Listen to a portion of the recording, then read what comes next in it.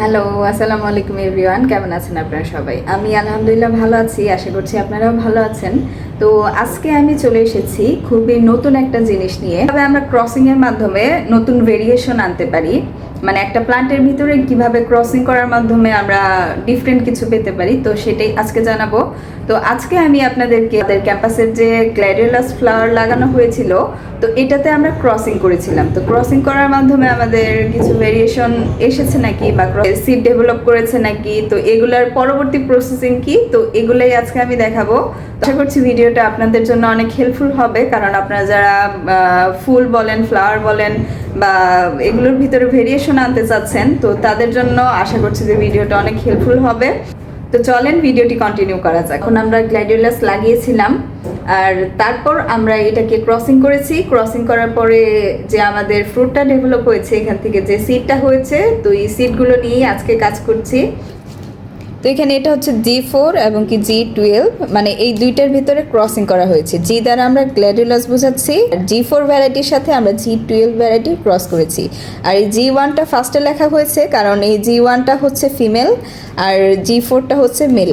দুইটার মধ্যে ক্রসিং করা হয়েছে। তো এই ক্রসিংটা আমরা করেছিলাম হচ্ছে 19 তারিখ 19/2/2026-এ। তো এই ক্রসিংটা করে আমরা গাছের ভিতরে যে এটাকে বলে হচ্ছে ট্যাগ, তো এটা হচ্ছে ট্যাগ, এমন একটা ট্যাগ থাকে। তো এটাতে আমরা কোন ভ্যারাইটির সাথে কোন ভ্যারাইটি ক্রস করেছি, কত তারিখে ক্রস করেছি, সেটা লিখে এটাকে আমরা গাছে ঝুলিয়ে দিয়ে আসি। তো এটাকে গাছে ঝুলিয়ে দেওয়ার পর তারপরে যখন সিজনটা শেষ হয়ে যায়, তখন ফুল থেকে এই যে এই ধরনের, এটা হচ্ছে গ্ল্যাডিওলাসের ফ্রুট।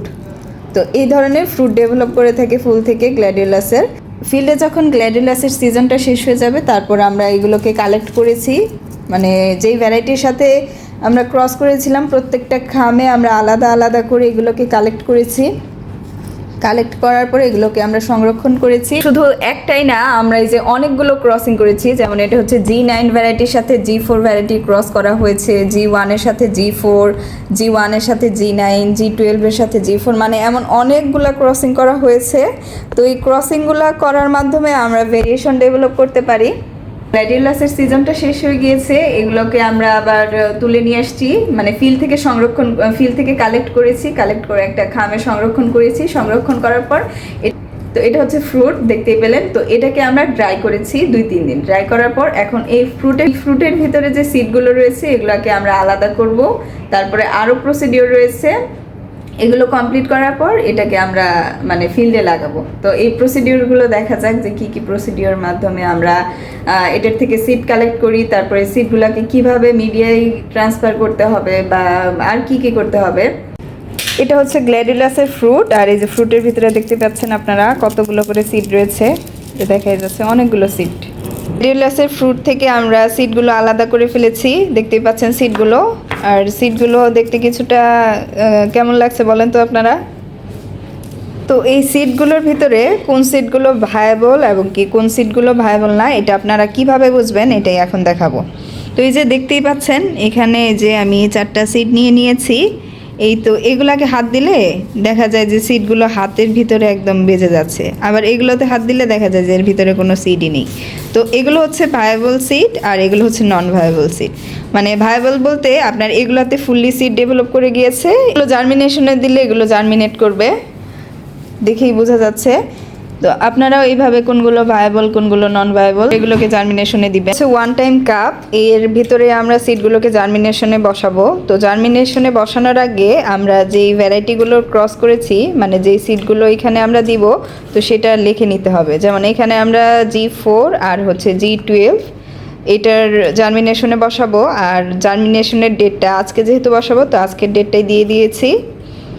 তো এটাতে আবার আমাদের ফিল্টার করা যে ওয়াটার রয়েছে এটা দিতে হবে, মানে নর্মাল ট্যাপ ওয়াটার দিলে এটা হবে না, ফিল্টার করা ওয়াটারই আমাদের লাগবে জার্মিনেশনের জন্য। তো এখানে 50টা সিড রয়েছে, আর জার্মিনেশনে দেওয়ার সময় অবশ্যই সিডগুলো কাউন্ট করে নিতে হবে যে কয়টা সিড আমরা জার্মিনেশনে বসাচ্ছি, কারণ এর ভিতরে আবার কতগুলো সিড জার্মিনেশন হলো, তো এগুলো আমরা কাউন্ট করব।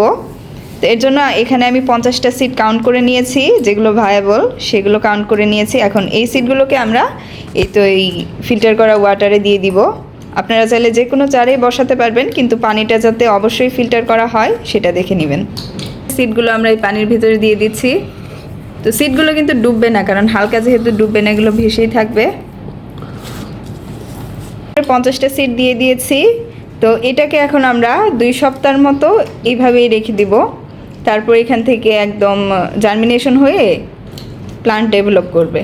গ্ল্যাডিওলাসের সিডলিংগুলো ডেভেলপ হয়ে যাওয়ার পর এগুলোকে আমরা কোকোডাস্টের যে মিডিয়া রয়েছে এই মিডিয়াতে ট্রান্সফার করে দিব। এই কোকোডাস্টের মিডিয়াতে গ্ল্যাডিওলাসের সিডগুলো 2 থেকে 2.5 মাস পর্যন্ত রাখতে হবে। রাখার পর দেখা যাবে যে ছোট ছোট কমলেট ডেভেলপ করেছে, এমন কমলেট ডেভেলপ করবে। তো এই কমলেটগুলোকে যদি এখন আমরা মাটিতে ট্রান্সফার করে দিই তাহলে দেখা যাবে যে গ্ল্যাডিওলাসের গাছ হয়ে গেছে। তো এই কমলেটগুলো লাগানোর পর গ্ল্যাডিওলাস গাছ হওয়ার পর আমরা বুঝতে পারবো যে আমাদের ক্রসিংটা ঠিক হয়েছে নাকি। যদি ক্রসিংটা ঠিক হয়ে থাকে তাহলে আমাদের ভেরিয়েশন আসবে, আর ডিফারেন্ট না আসে তাহলে বুঝতে হবে যে এটাতে সেলফিং হয়ে গিয়েছে। আর যদি দেখা যায় যে ডিফারেন্ট চলে এসেছে ফ্লাওয়ারের ভিতরে, তাহলে এটাতে মানে ক্রসিংটা একদম সুন্দরভাবে হয়েছে। তো ভিডিওটি ছিল এই পর্যন্তই। আশা করছি যে খুবই ইনফরমেটিভ হবে। আর যদি ভিডিওটি ভালো লেগে থাকে তাহলে অবশ্যই শেয়ার করে দিবেন, আর আমার পেজটাকে ফলো দিয়ে এবং সাবস্ক্রাইব করে আমার সাথেই থাকবেন। Thank you for watching. আল্লাহ হাফেজ।